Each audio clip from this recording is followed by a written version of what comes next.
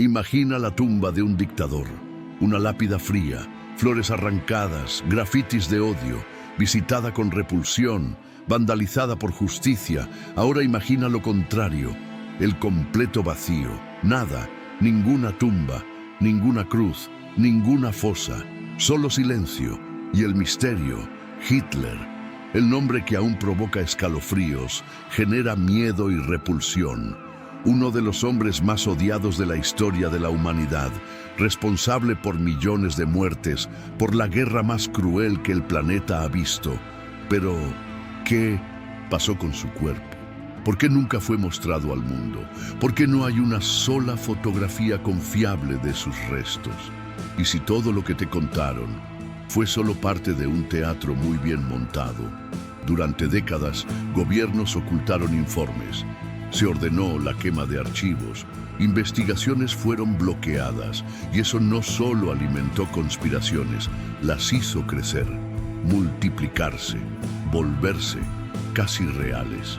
Este no es solo un video sobre historia, es una inmersión en el abismo de la duda, en el terror de lo desconocido, en la ausencia de pruebas que grita más fuerte que cualquier verdad. Porque cuando no hay cuerpo, no hay muerte. Y cuando no hay muerte, el miedo permanece vivo. Abril de 1945. Berlín estaba en ruinas. La Segunda Guerra Mundial había llegado a su clímax sangriento. Tropas soviéticas marchaban desde el este. Los aliados venían del oeste. Y en el subsuelo de la capital alemana, Hitler se escondía. Rodeado, traicionado por sus propios generales, ya no confiaba en nadie. Su mundo se derrumbaba. Paranoico, alimentaba una idea cada vez más obsesiva: no ser capturado con vida.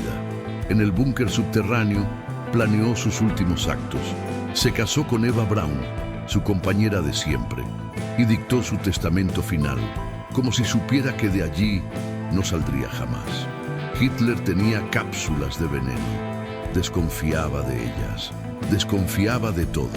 Para probarlas, se las dio a su propio perro, Blondie. El animal murió en segundos. Era la señal que necesitaba. En esa sala cerrada, con olor a pinchos, humedad, pólvora y miedo, Hitler y Eva entraron juntos. Ella tomó el veneno. Él se disparó en la cabeza. Silencio. Fin. O al menos, eso era lo que todos debían creer. Cuando los nazis encontraron los cuerpos, los envolvieron en alfombras, los rociaron con gasolina y los quemaron afuera del búnker. Explosiones ocurrían alrededor, el cielo caía sobre Berlín. El caos era el disfraz perfecto para el encubrimiento perfecto, pero los cuerpos no fueron destruidos por completo. El fuego no consumió todo, y fue justamente eso lo que dio inicio a la conspiración. Los soviéticos llegaron y encontraron fragmentos, restos dentales, mandíbula, un trozo de cráneo. Y entonces vino el punto de quiebre de la historia. Stalin, el líder de la Unión Soviética, no creyó que Hitler había muerto. O mejor dicho, no quería que el mundo lo creyera. Aún con restos identificados, sembró la duda. Dijo que Hitler podría estar vivo, en España, en Argentina, quizás en algún lugar esperando para regresar. Cartas empezaron a aparecer. Alguien decía ser Hitler. Afirmaba estar en EUU. Habría construido túneles bajo Washington, llenos de bombas nucleares. Pero era un impostor. Un hombre que lucraba con el miedo y el nombre del nazi muerto. Aún así, la duda ya había sido sembrada. Y conspiradores de todo el mundo empezaron a creer que Hitler había escapado. Surgieron testimonios. Un exsoldado nazi afirmaba que Hitler huyó de Berlín 5 días después de la supuesta muerte.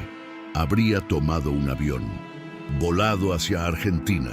Pero, si Hitler no murió en 1945, ¿quién fue enterrado en su lugar? Para los conspiracionistas, la respuesta es simple: un doble. Hitler era tan paranoico que mantenía duplicados de sí mismo para confundir a los enemigos. Solo décadas después se hicieron análisis forenses en los restos. La sangre coincidía. La dentadura fue reconocida por su dentista. El cráneo, aunque dañado, tenía la marca de un disparo en la sien. Sí, era él, pero el cuerpo ya no existía. Incinerado los restos definitivamente en los años 80, arrojando las cenizas a un río en Alemania, para que ningún neonazi encontrara jamás vestigio alguno del líder muerto. Durante décadas, la Unión Soviética trató los detalles de la muerte de Hitler como secreto absoluto de Estado. Mientras el mundo debatía en dudas, Moscú guardaba un archivo completo, profundo y perturbador sobre el final del dictador nazi, y tenía un nombre: el libro de Hitler. Ese dossier sombrío quedó encerrado en la KGB desde los tiempos de Nikita Khrushchev, atravesando gobiernos, ideologías y guerras silenciosas.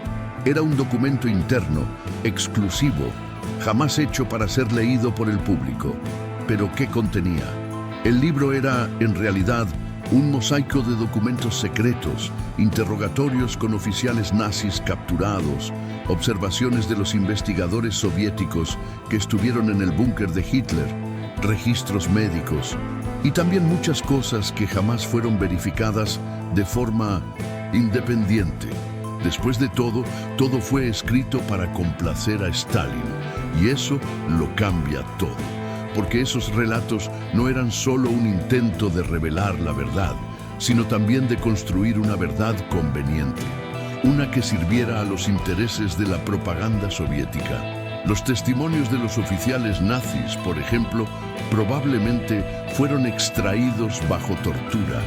Las declaraciones recogidas eran contradictorias, confusas, muchas veces absurdas. Y los documentos que acompañaban el libro mostraban a un Hitler paranoico, aislado, en colapso mental en sus últimos días. Un hombre destrozado por la guerra que él mismo había comenzado. Pero también había registros clínicos, fotos de los dientes carbonizados, informes de los dentistas que habían tratado a Hitler personalmente, afirmando con firmeza que los restos encontrados pertenecían realmente a él. Aún así, la duda permanecía. ¿Por qué guardar todo eso? ¿Por qué esconderlo de los aliados? ¿Por qué mantener al mundo en oscuridad? Tal vez porque mantener a Hitler vivo en la imaginación colectiva era más útil que enterrarlo.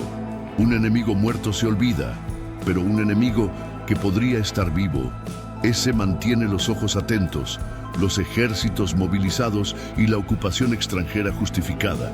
Cuando la Unión Soviética cayó y Rusia empezó a abrirse al mundo, parte de esos archivos finalmente salió a la luz. En 2005, el libro de Hitler fue revelado, en partes, con ediciones y omisiones visibles, pero fue suficiente para reavivar los debates y probar que sí, mucho fue ocultado por mucho tiempo.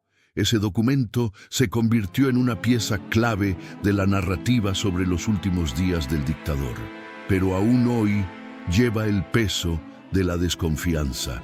Después de todo, ¿qué más podría estar aún encerrado en las sombras de los archivos soviéticos?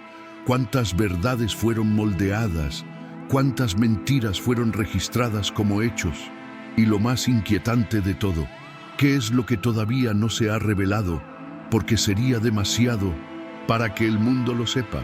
Adolf Hitler no tuvo lápida, no tuvo entierro, no hubo llanto, no hubo despedida. Sus restos se convirtieron en cenizas, lanzadas en un río silencioso de Alemania, arrastradas por la corriente, perdidas en el tiempo. Pero, ¿es eso realmente lo que ocurrió?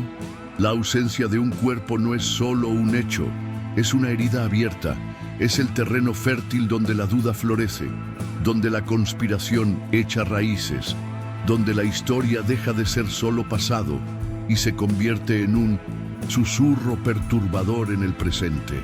Hitler murió, dicen, pero el mundo nunca lo vio, y lo que no se ve, lo que no se toca, lo que no se prueba, puede regresar. Tal vez los soviéticos hicieron lo correcto al esconder todo. Tal vez evitaron que los neonazis tuvieran un lugar para adorar a su líder. Tal vez. Pero ocultar no es borrar.